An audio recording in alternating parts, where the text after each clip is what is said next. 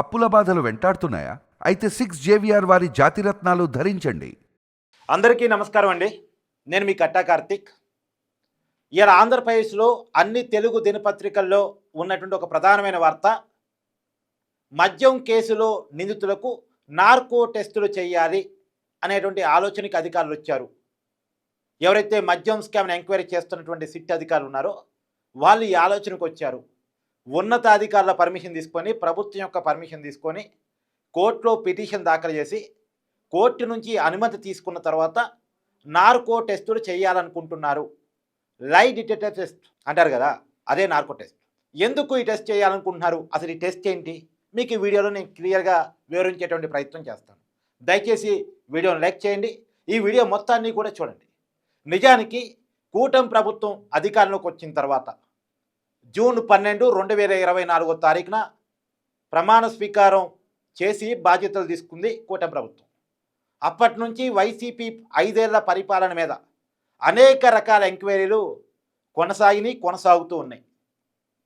అన్నిట్లో కూడా చాలా ప్రధానమైనటువంటిది ఈ మద్యం కుంభకోణం మీద జరుగుతున్నటువంటి ఎంక్వైరీ. ఒక సపరేటు బృందం దీన్ని ఎంక్వైరీ చేస్తూ ఉంది, స్పెషల్ ఇన్వెస్టిగేషన్ టీం. ఈ మద్యం కుంభకోణం అనేది రకరకాల రూపాల్లో జరిగింది అనేటువంటిది ఇప్పటికే సిట్ తేల్చింది. అంటే మొట్టమొదటిగా మద్యం దుకాణాలన్నీ ప్రభుత్వం చేతిలోకి తీసుకున్నారు. నిజానికి జగన్మోహన్ రెడ్డి గారు ఎన్నికల్లో ఇచ్చినటువంటి హామీ ఏంటంటే, నేను అధికారంలోకి వస్తే సంపూర్ణ మద్యపాన నిషేధం చేస్తానని. 2019లో ఆయన అధికారంలోకి వచ్చారు. అధికారంలోకి వచ్చిన తర్వాత మద్యపాన నిషేధం చేయాలంటే ప్రైవేట్ వాళ్ళ చేతుల్లో షాపులు ఉండకూడదు, మొత్తం ప్రభుత్వం చేతుల్లోకి తీసుకోవాలి, అందులోనూ మద్య నియంత్రణ నుంచి మద్యపాన నిషేధం వైపు వెళ్ళాలి. అంటే ఒక్కసారిగా మద్యపాన నిషేధం చేయలేం కాబట్టి ముందు నియంత్రణ, తర్వాత నిషేధం చేస్తానని చెప్పేసి ప్రైవేట్ చేతుల్లో ఉన్నటువంటి మద్యం షాపులన్నీ కూడా ప్రభుత్వం చేతిలోకి తీసేసుకున్నారు. అంతకుముందు ప్రైవేట్ చేతుల్లో ఉండే మద్యం షాపులు తర్వాత ప్రభుత్వం చేతుల్లోకి వచ్చేసాయి. 3700 షాపులు ప్రైవేట్ వాళ్ళ చేతుల్లో ఉంటే దాంట్లో ఒక 500-600 షాపుల్ని పూర్తిగా తీసివేసి తగ్గించేసి 3200 షాపులకే లేదా 3000కు అంటే షాపులు దాదాపుగా ఒక 500-600 షాపుల్ని తగ్గించేశారు. ఇగో స్టెప్పుల వారీగా తగ్గించుకుంటూ పోతున్నాను.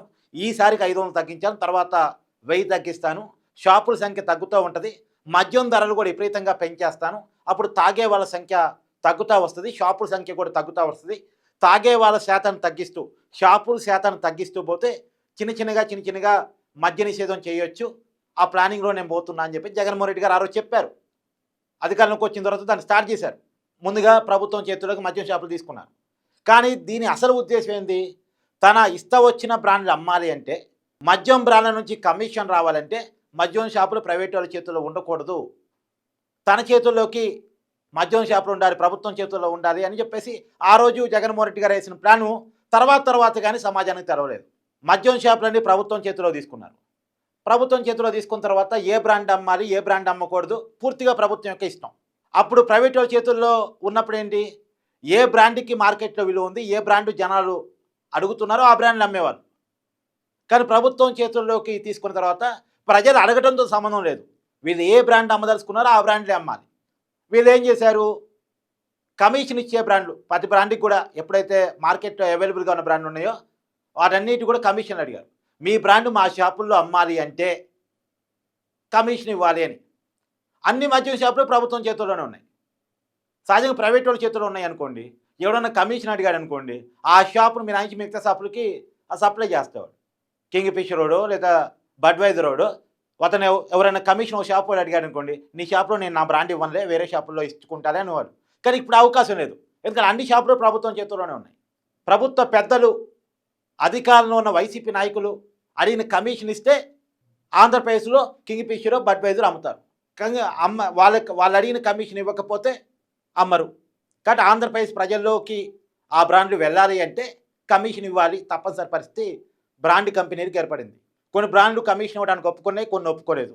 ఒప్పుకున్న వాటిని మార్కెట్లో అంటే ఆంధ్రప్రదేశ్ మద్యం దుకాణాల్లో పెట్టారు, కమిషన్ ఇవ్వని వాటిని ఆంధ్రప్రదేశ్ మద్యం దుకాణాల్లో పెట్టలేదు. ప్రజలకేంటి ఏది అవైలబుల్గా ఉంటే అది కొనుక్కోవాలి, తప్పదు, ఇక ఆప్షన్ లేదు. ఎందుకంటే ప్రైవేట్ షాపులు అనేవి లేవు కాబట్టి సహజంగా ఏంటంటే ఒక షాప్లో తను అనుకున్న బ్రాండ్ లేకపోతే ఇంకో షాపుకి పోయేవాళ్ళు ప్రైవేట్ చేతుల్లో ఉన్నప్పుడు. కానీ ప్రభుత్వం చేతుల్లో ఉన్నప్పుడు ఆప్షన్ లేదు, ఏ షాపుకి పోయినా ఆ బ్రాండ్లే ఉంటాయి.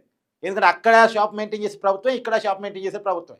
ఏ ఊర్లోనైనా ఏ షాపులో అయినా ప్రభుత్వం చేతుల్లోనే ఉంది కాబట్టి ప్రజలకు ఆప్షన్ లేకుండా పోయింది. అక్కడ ఏ బ్రాండ్స్ అవైలబుల్గా ఉన్నాయో ఆ బ్రాండ్స్ మాత్రమే కొనాలి. తర్వాత కాలంలో ఏం చేశారు, వాళ్ళు సొంతంగా డిస్టిలరీస్ని వాళ్ళ హ్యాండ్ ఓవర్లో చేసుకున్నారు. అంటే మద్యం తయారీ సంస్థలని వాళ్ళ చేతిలోకి తీసుకున్నారు. మీకు మద్యం తయారు చేసి అమ్మితే మీకు ఇంత లాభం వస్తుంది కదా, ఆ లాభం మీద మేము అంతగా పైన కొంత ఇస్తాం, పూర్తిగా మీ తయారీ సంస్థను మాకు అప్పచెప్పండి అని చెప్పేసి వీళ్ళు పూర్తిగా లాగేసుకున్నారు అనేటువంటిది సిట్టు మోపుతున్న అభియోగం. ఇదేది నా సొంత కవిత్వం కాదు, ఇదేది నా సొంత కవిత్వం కాదు. సిట్టు ఇప్పటి వరకు ఎంక్వైరీలో చూపిస్తున్నటువంటి విషయాన్ని నేను చెప్తున్నాను. కొన్ని తుపాకీ పెట్టి బెదిరించేసి మద్యం తయారు సంస్థలు రాయించుకున్నారని, లేదు కొన్ని మూతబడినటువంటి కంపెనీలని పేరు మార్చి రీఓపెన్ చేశారని, ఇప్పుడు అదాని డిస్టిలరీస్ అదే అంటున్నారు.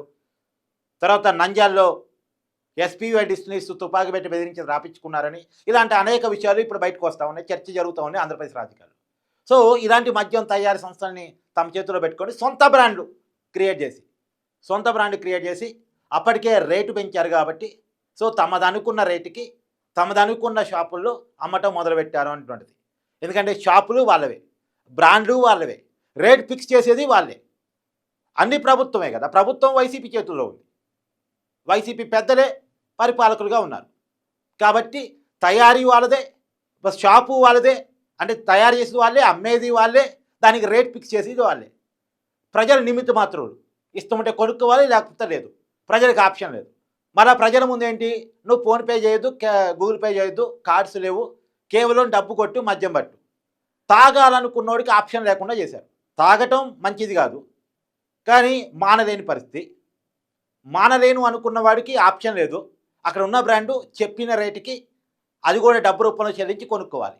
ఆప్షన్ లేకుండా పోవటం వల్ల ఆ రకంగా క్యాష్ అండ్ క్యారీ పద్ధతిలో మద్యం అమ్మి పెద్ద ఎత్తున డబ్బులు కొల్లగొట్టారు. ఇప్పటి వరకు సిట్టు తెలిసింది 3,500 కోట్ల రూపాయలు కుంభకోణాన్ని, కమిషన్ రూపంలో కుంభకోణాన్ని. మళ్ళీ వేరువేరు కుంభకోణాలు ఉన్నాయి, మద్యం కుంభకోణంలో వేరువేరు డబ్బులు చేతులు మారటాలు ఉన్నాయి, అవన్నీ తేల్చలేదు ఇప్పటికి తెలిసింది ఈ 3,500 కోట్ల రూపాయలు కమిషన్ రూపంలో రాబట్టుకున్నాయి. అంటే సొంత బ్రాండ్లు క్రియేట్ చేయడం ద్వారా, లేదు ఇతర బ్రాండ్ల ద్వారా తీసుకున్న కమిషన్ ఏదైతే ఉందో దాని ద్వారా వచ్చిన డబ్బు 3,500 కోట్ల రూపాయలట. మరి ఇప్పుడు ఈ 3,500 కోట్లు అని ఒక అంచనాగా తేల్చారు, ప్రాథమికంగా తేల్చారు, బాగానే ఉంది. మరి ఇది కోర్టు ముందు ప్రూవ్ చేయాలి. ఇప్పటికీ 9 మందిని అరెస్ట్ చేశారు.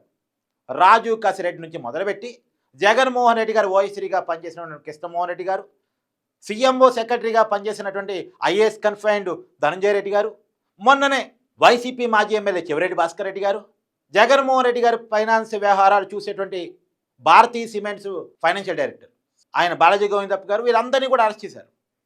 వీళ్ళని విచారిస్తూ ఉంటే వీళ్ళు చాలా తెలివైన వాళ్ళు.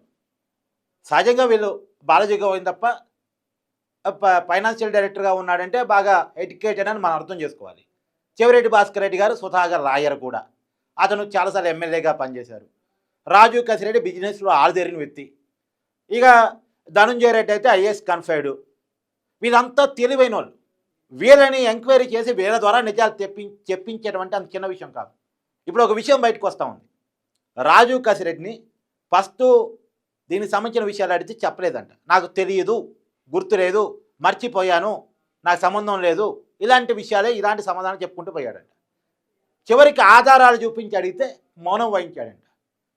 తర్వాత గట్టిగా అడిగితే మీరు మహా అయితే జైలుకి పంపగలరు, మీకు గనుక నిజాలు చెప్తే నన్ను పైకి పంపిస్తారు అని చెప్పాడంట. అంటే సిట్టు జైలుకి పంపగలదు మహా అంటే, కానీ నిజాలు చెప్తే బయటకు వచ్చిన తర్వాత జైలుకి పైగా పంపిస్తారని చెప్పేసి రాజు కసిరెడ్డి చెప్పాడంట. మరి వీళ్ళు నిజాలు చెప్పాలి. నిజాలు చెప్పాలంటే ఏం చేయాలి? ఇప్పుడు సిట్టికి ఉన్నటువంటి ఒక ఆప్షన్గా నార్కో ఎనాలిసిస్ టెస్ట్, అంటే మనం ఏదో సినిమాలు చూస్తాం కదా, బ్రహ్మానందం అలీకి మధ్య, బ్రహ్మానందం అలీకి పెడతాడు, మీకు మన్మధుడు సినిమా అనుకుంటా, ఐ థింక్ మన్మధుడు సినిమాలో పెడతాడు. ఆ సినిమాలో పెట్టినట్టు నార్కో ఎనాలిసిస్ టెస్ట్, అంటే వైర్లన్నీ బాడీకి పెడతారు, ఎలక్ట్రిక్ పరికరాలు బాడీకి అమరుస్తారు, బీపీని, భావోద్రేగాన్ని మొత్తం కూడా కంట్రోల్ చేస్తూ వీళ్ళు చెప్తుంది నిజమా అబద్ధమా అనేటువంటి తేల్చే ప్రయత్నం చేస్తారు. తర్వాత ట్రూత్ సిరప్ అనేటువంటి ఒక మందుని మిశ్రమంగా కలిపి ఇంజెక్షన్ ద్వారా బాడీలోకి పంపిస్తారు. అది మెదడుని కొంత కంట్రోల్ చేస్తుంది. సగం నిద్రావస్థలోకి మనిషి వెళ్తాడు. ఆ నిద్రావస్థలోకి వెళ్ళిన తర్వాత తన కంట్రోల్ కోల్పోయినటువంటి ఆ మనిషి ఉన్నటువంటి అన్ని నిజాలను చెప్తాడు అనేటువంటిది ఇప్పటివరకు ఒక అంచనా, నమ్ముతూ ఉంటారు దీన్ని. దాని ప్రకారం అలా నార్కో ఎనాలిసిస్ టెస్ట్ చేయాలని చెప్పి ఇప్పుడు అధికారులు అనుకుంటున్నారంట. ఇది లై డిటెక్టర్ టెస్ట్ అంటారు దీన్ని మామూలుగా వాడుక భాషలో. నార్కో అంటే తిమ్మిరి, గ్రీక్ భాషలో దీని అర్థం తిమ్మిరి. ఇది పూర్తిగా బాడీని వీళ్ళ కంట్రోల్ తెచ్చుకొని దాని ద్వారా భావోద్వేగాలను కూడా కంట్రోల్ చేస్తూ వీళ్ళు చెప్పేది అబద్ధమా నిజమా తెలుసుకుంటూ నిజాన్ని కక్కించేటువంటి టెస్ట్గా దీన్ని భావిస్తూ ఉంటారు. దీన్ని ఎవరికి పడితే వాళ్ళకి చేయడానికి లేదు, ఏ కేసులో పడితే ఆ కేసులో చేయడానికి లేదు. ఆ కేసు సీరియస్నెస్ రీత్యా ఆ కేసులో పలానా నిందితుడితో నిజం వస్తుంది అని చెప్పేసి కోర్టు ముందు ఎవరైతే ఎంక్వైరీ సంస్థ ఉంటుందో ఆ ఎంక్వైరీ సంస్థ చూపించగలిగితే దాన్ని కోర్టు అంగీకరిస్తేనే కోర్టు అనుమతితోనే చేస్తారు నార్కో ఎనాలిసిస్ టెస్ట్ అనేది. కోర్టు పర్మిషన్ ఇవ్వాలి. ఇప్పుడు ఈ కేసులో 9 మంది నిందితులు అరెస్ట్ అయి ఉన్నారు. దాంట్లో 5గురికి ఖచ్చితంగా నార్కో ఎనాలిసిస్ టెస్ట్ అవసరం అని చెప్పేసి సిట్ అధికార బృందం అనుకుంటున్నట్టు తెలుస్తూ ఉంది. సెన్సార్తో కూడినటువంటి ఎలక్ట్రానిక్ పరికరాన్ని బాడీకి పెట్టి పైన మెదడుకి తర్వాత ఏమన్నారు మెడకి వైరింగ్స్ చుట్టి దాని ద్వారా భావోద్వేగాలని, బీపీని, మిగతా వాటన్నిటిని కూడా చెక్ చేసుకుంటూ హెల్తీగానే నిజాన్ని కక్కించేటువంటి ప్రయత్నం చేసేటువంటి టెస్టుగా ఇప్పటికే నానూన్లో ఉన్నటువంటి ఈ టెస్ట్ ద్వారా ఖచ్చితంగా మద్యం కేసులో ఉన్నటువంటి అనేక విషయాలను తీసుకురావాలి.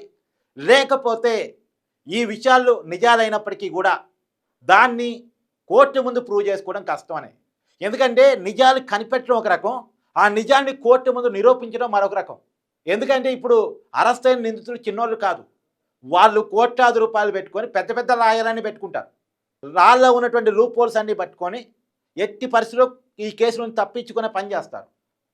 మరి వాళ్ళు తప్పించుకోకుండా సిట్టు వాళ్ళని ఇరికించాలి అంటే, లేదా ఆ నేర నిర్ధారణ చేయాలి అంటే, నేర నిర్ధారణని కోర్టు ముందు ప్రూవ్ చేయాలి అంటే ఖచ్చితమైనటువంటి ఆధారాన్ని సంపాదించుకోవడం అవసరం. ఇప్పుడు వాంగ్మూలాలు ఇవాళ ఒకటి చెప్తారు, రేపు మాట మార్చేస్తారు. ఇప్పటికే చెవిరెడ్డి భాస్కర్ రెడ్డి గారు కోర్టులో ఏం చెప్పారు? సిట్టు నాతో బలవంతంగా కొన్ని విషయాలు చెప్పించే ప్రయత్నం చేస్తుంది, నన్ను మానసికంగా ఇబ్బంది పెట్టే ప్రయత్నం చేస్తుంది అని కోర్టు ముందు చెప్పారు. వీళ్ళు చాలా తెలివైనటువంటి వాళ్ళు. అరెస్ట్ అయినటువంటి నిందితులు చిన్నవాళ్ళు కాదు, వాళ్ళకి అన్ని విషయాలు తెలుసు. ఎంక్వైరీ ఎలా జాగిద్ది, మమ్మల్ని ఏ క్వశ్చన్లు అడుగుతారు, దేన్ని మనం స్కిప్ చేయాలి, ఎంక్వైరీలు అడిగే ప్రశ్నకి సమాధానాలు ఎట్ట తప్పించుకోవాలి, ఇవన్నీ తెలిసిన వ్యక్తులు వీళ్ళంతా.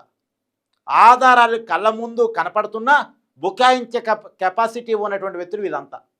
వీళ్ళ ద్వారా నిజాలు చెప్పించడం అంటే సిట్ అధికారులకు చాలా ఇబ్బంది, చాలా తలకాయ నొప్పి వ్యవహారం ఇదంతా. అందుకనే నార్కో టెస్టుకు వెళ్ళాలి అని చెప్పేసి సిట్ అనుకుంటున్నట్టు తెలుస్తూ ఉంది. మరి చూడాలి, సిట్టు అనుకున్నట్టు కోర్టులో పిటిషన్ వేస్తా, కోర్టు దానికి పర్మిషన్ ఇస్తుందా? కోర్టు పర్మిషన్ ఇస్తే ఎలాంటి నిజాలు బయటకు వస్తాయి? ఇప్పటికే మనం చూస్తా ఉన్నాం కుబేర సినిమా, ఈ మధ్య శేఖర కమల సినిమా, ఆ సినిమాకి మించి బ్లాక్ అండ్ వైట్ చేయటం, ఇవన్నీ కూడా ఈ మద్యం కుంభకోణంలో ఉన్నాయి అనేటువంటిది. ఆఫ్రికాకి కొన్ని డబ్బులు వెళ్ళాయని, దుబాయ్కి కొన్ని డబ్బులు వెళ్ళాయని, అనే దేశాలు దాటి కూడా డబ్బులు వెళ్ళాయని ఈ వార్తలన్నీ వింటున్న నేపథ్యంలో వీటికి ఒక నిర్ధారణ ఈ నార్కో టెస్ట్ ద్వారా వస్తా రాదా, అసలు నార్కో టెస్ట్ జరిగిద్దా లేదా చూడాలి.